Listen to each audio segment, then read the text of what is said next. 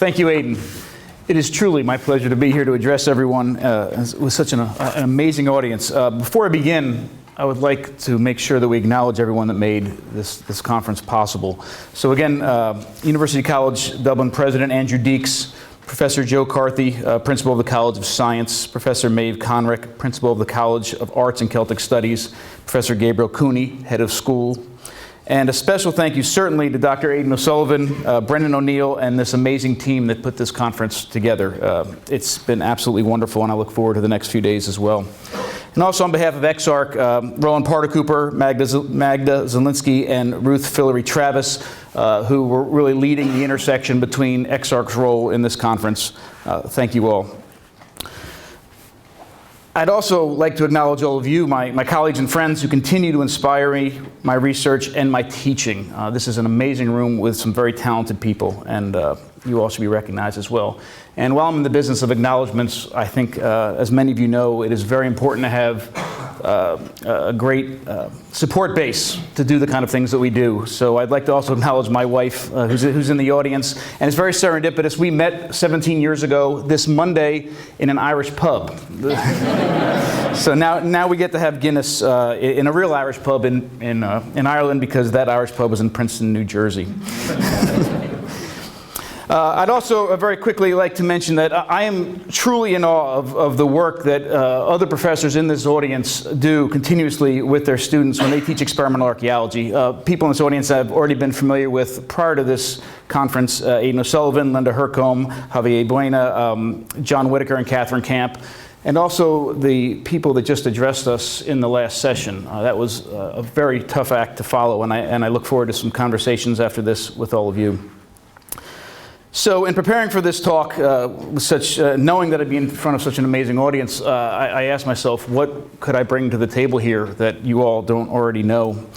And it was very difficult to think of something.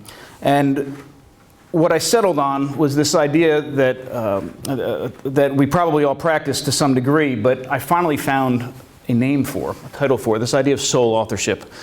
We all, as much as possible in the classroom, try to bring experimental archaeology and hands-on teaching and learning into the classroom, but something that I believe is somewhat unique about that type of approach is that we can, for the first time in some of our students' lives, allow them to author something completely from start to finish. And I think that's really where the value of experimental archaeology can be and present, and also in some ways allow experimental archaeology to go further than just be beneficial to archaeologists, students studying archaeology or experimental archaeology.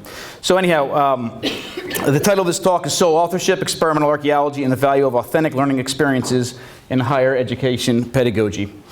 The first time I heard this term sole authorship used in this context was several years ago when Neil Peterson and Daryl Markowitz from Wareheim Forge, I brought them to Washington College to spend a week where the students would be engaged in reconstructing a Viking bloomery kiln and make iron during that week with that kiln.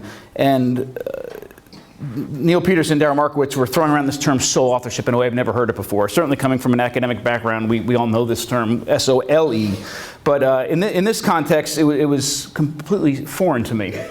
But it struck me. So I understand, doing a little bit of research, that in this context, Michael McCarthy in 2003, when referring to a primitive technologist some of us are familiar with, Barry Keegan, who works in Open Air Museum in Cooperstown, New York, described the kind of work that he does with the public as sole authorship. And in this context, we're defining it as authoring or engaging in a task entirely from beginning to end, from sourcing materials to learning the technology to practicing it or making or building something to actually using it.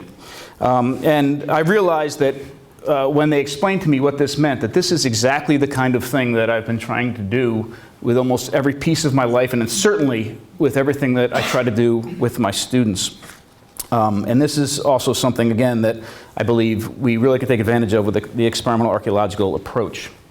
All right, so in order to, I think, make sure that the power of this is obvious, we need to try to identify maybe a problem that this can address. So the problem that I think this is most suited for, this approach, is that I believe we're attempting to educate students that are coming to us with increasingly limited amounts of real-world experience, or the kind of experience I think that most of us are used to. I've taught at the higher education level for 15 years now. Prior to that, I taught at the high school level, and I've been coaching wrestling for over 20 years, and I've had access to a lot of different students over this period of time.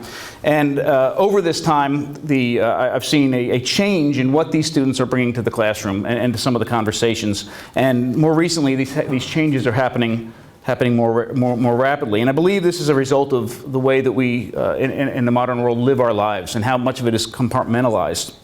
There's a drastic change in the amount of experience that these students are bringing, and there's a lot of repercussions, I believe, for this. So for a quick example, outside of the world of archaeology, to see the repercussions of such changes is, let's talk about our food system very quickly. Certainly, the changes in our food system over time, from direct procurers, hunters and gatherers, to food producers during the Neolithic, and then finally what we are a part of now since the Industrial Revolution, food consumers.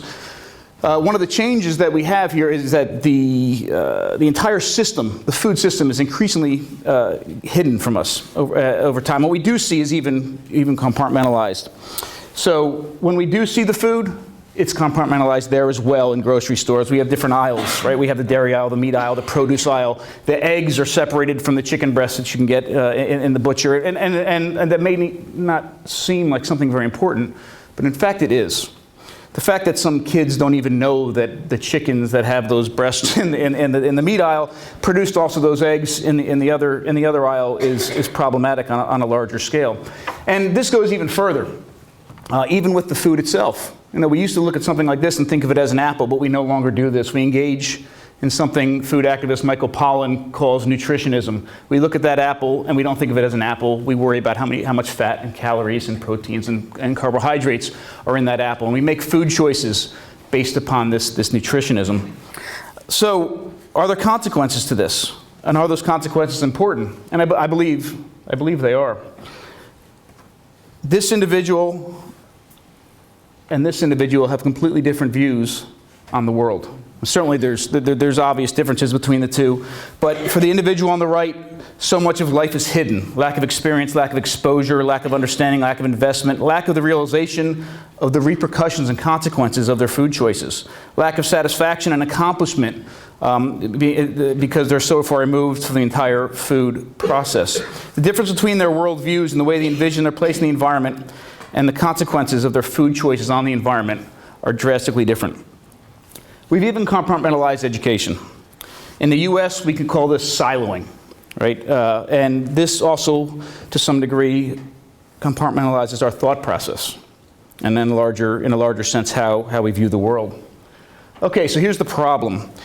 In education, as a professor, I'm faced with attempting to partially educate a bunch of students that are coming to me with decreasing amounts of real-world experience. How am I supposed to teach them something meaningful in some cases where they do not have a basis to relate it to? How am I supposed to contextualize a lesson if they don't realize it relates to their lives? How am I supposed to get to think holistically if every other aspect of their lives are compartmentalized? Now, we speak of, and some of this is changing, certainly, we speak of holistic approaches to education, terms like cross-disciplinary, interdisciplinary, team teaching, integrated, all-school, full-body learning. And that list can certainly go on. But education still, in many cases, remains the most compartmentalized aspect of our students' lives. We've also placed differing levels of importance on each compartment. Math, more important than gym. Reading, more important than dance. Sir Ken Robinson noted in a recent TED Talk that we are, quote, educated out of creativity. Nowhere on the planet teaches dance every day the way we teach math. We only teach as we move up the head and then only to one side. This problem, some of you recognize Nick Dixon in the picture, and Eric Callahan. This problem really became obvious to me in 2008. I had just taken on a new teaching position at Washington College. I was in the second month of this position. I decided it was a very good idea to load a 14-passenger minibus with students and drive them myself 9 hours to North Carolina for the Southeastern Archaeological Conference. And we arrived, we left after classes that day and took the ride. So we arrived in the wee hours of the morning and met met outside of the cabin at the Schiele Museum in Gastonia, North Carolina. We met with Steve Watts, who was one of the most charismatic, amazing individuals I've ever met. Some of you may have met him. He was a former president of the Society of Primitive Technology and one of the founding members. And he met us there at 2, 3 o'clock in the morning and let us in. There was a fire roaring in that hearth right there. This is several years later. It's the only picture I had of the hearth. And he sat the students down and began to tell them stories of his past, experimental archaeology stories. Fabulous. He just wove these tales for about an hour. And it became obvious to me it was about time to get these students to the hotel because we had to start early for the conference the next morning. And when I asked them to leave, they put up a fight. And I informed them that don't worry, Steve Watts would be there for the next 3 days and they'd have plenty of access to them. And they said, no, that's not it. Steve's amazing, his stories are fantastic. It's the fire. and I said, the fire? What do you mean the fire? And the student who said that to me said, this is the closest I've ever been to a real fire. And I looked at the rest of the students and I said, how many of you have been this close to a real fire? And not one of them, 14 students. Not one of them have ever been that close to a fire. Some of those students were at the time enrolled in my human evolution class where fire was a big topic. And it became obvious to me that we spent all this time talking about fire, but they had absolutely nothing to compare it to. So, this type of teaching that we can do with experimental archaeology can transcend these boundaries, make a real difference in the lives of our students, and contextualize not only what we teach them, but their other classes as well. And what I'd like to do is show you 4 quick examples of where I've been able to do this in my own teaching in 4 completely different ways and completely different levels. So, this sole author, and again, the idea, the basis here is not just experimental archaeology teaching, not using primitive skills to teach different types of lessons, but trying to do it through this sole authorship approach, where students are authoring this experience entirely from start to finish. Okay, so the most simple and lowest level of this is where we can do this in a single lesson. Difficult to do because of time constraints and other problems with infrastructure. But here's one example where in one class, students authored this coracle completely from start to finish. In fact, that skin on the top left, that morning when the cow woke up, it was on the skin, and that afternoon it was in the water on the river with students inside of it. Dietrich Palmscher from the Netherlands was there and was a large part of this process. And the students, using nothing but stone bone antler tools, fleshed the skin, prepared the infrastructure for the coracle, covered it, and again, were in the river. Well, in fact, I'm sorry, the next day, paddling this around, something that they did. They didn't kill the cow, but they did all the rest of the process.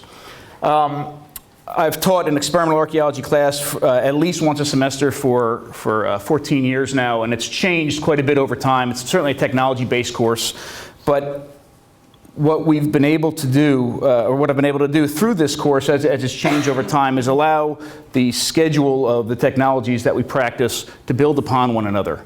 No longer is the time when we spend flint knapping completely separated from the time that we spend dealing with fibers and dealing with ceramics, but in fact they build on one another. And what we do now to keep the course fresh for myself and exciting is we have a new theme every year. This year the theme was a simple prehistoric meal. So what they did was they spent the entire semester with these technologies building upon one another to create this very simple meal that you see in the middle. Everything there by that student there was authored completely by them, except for the plastic red spoon in the middle. But we started with the students quarried rock. We flint knapped, we made basic stone tools. We used those stone tools in all the other activities throughout the rest of the semester, from butchering deer, fleshing skins, preparing the meat, to using it to cut the fibers as we dealt with them, to build the cordage, to make the paddles, to make the ceramic pots that we then later fired for the meal. These things continuously build on one another. So something that could have been here's a pot full of venison and we discussed it at the end of the semester was in fact something much more meaningful to them. They were invested in the entire process, a semester-long process where this simple pot of venison stew was something they had their hands in every aspect of it. To get outside of the constraints of the constraints of sometimes of the school itself and certainly the timing of classes and scheduling, I'm very lucky to be able to teach a number of different courses in the summer. We don't have to worry about these. And here's one example that I ran this past summer. The title of the course is Interpreting the Past. And in this 3-week course, students spend the entire time getting increasingly exposed to the different factors that influence how the past is interpreted to the public. Political factors, economic factors, social factors. We start out in the US. I'm very lucky to be close to a number of amazing traditional and open air museums. And we do behind the scene tours, talk to reenactors, talk to people that are engaged in the entire decision-making process of these museums, and then we hop on a plane and we fly to Denmark.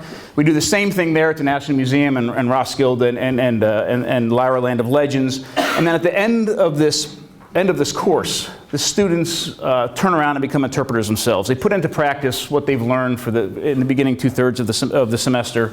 And 3 years ago when I did this, we went into the Iron Age village.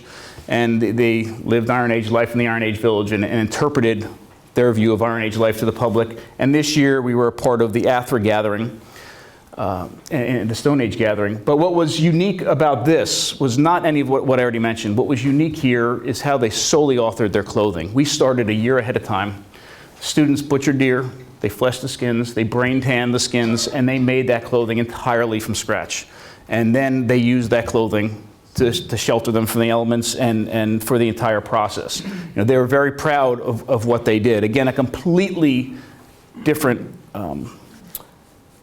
experience than if we couldn't have afforded it anyhow, but if we were able to purchase the clothing and then clothe them for that week. And then finally, as a final example, I'm fortunate enough to have the school allow me to do crazy things in all of my classes. And certainly not all of my courses lend themselves to an experimental archaeological approach, but I try to work in this idea of sole authorship into all of them. This is a course that is a course offered to freshmen. It's a course where professors are allowed to use any theme that they want to teach writing and research skills. And the course that I teach is titled Food, People, and the Planet. And this again, these are second semester freshmen, it's a class of 16. And they spend the semester learning about traditional foodways, learning about new ideas, novel ideas in our food system. And from day one, outside of the classroom, we begin preparing a meal. And this meal at the end of the semester is served at the president of the college's house, the 35 invited guests. And it's a 5-course, truly gourmet meal where students are able to express and contextualize the work that they spent the semester researching. Right, they're all given a theme. It could be fermented foods, it could be foraging, it could be cured meats, whatever it is. All these lessons we've learned through time about our foodways, and these students author this meal entirely from scratch. There are no 2 ingredients in this 5-course meal that anybody but the students have put together but them. So they butcher pigs, they cure meats, they ferment foods, they make beer, they do the entire process.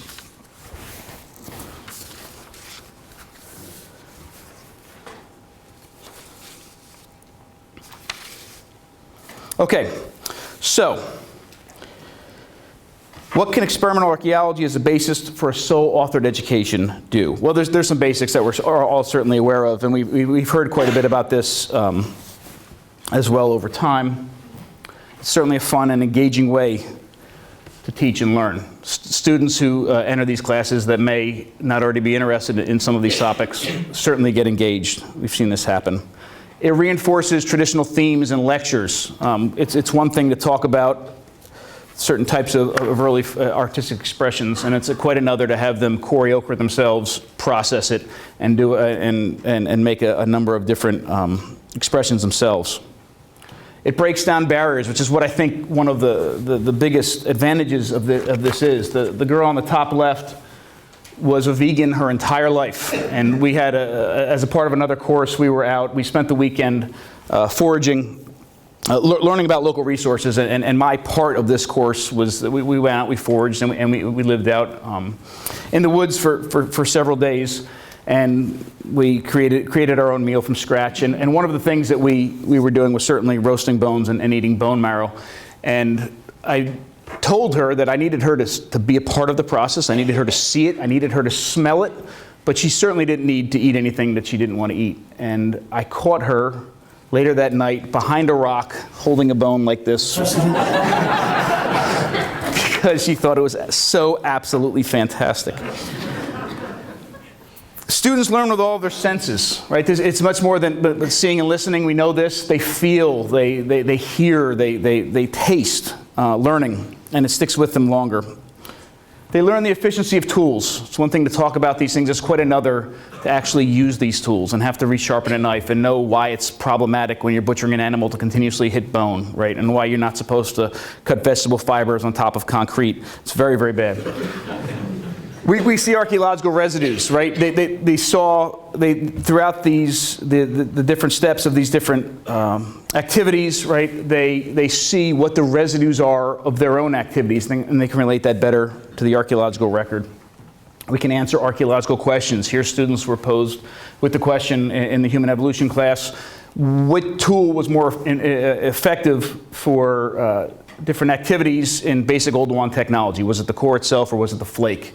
And we laid out a variety of different things. They had to dig, they had to cut wood, they had to bust open bones for marrow, they had to peel different vegetables, and then we came back and had a long conversation about tool efficiency and tool use.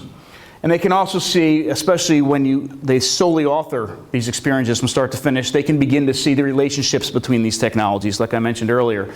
It's one thing to have them just sit down and bust a rock. It's quite another to have them be a part of the quarrying, the busting of the rock, the cleaning up of the debitage, and then the use of those tools.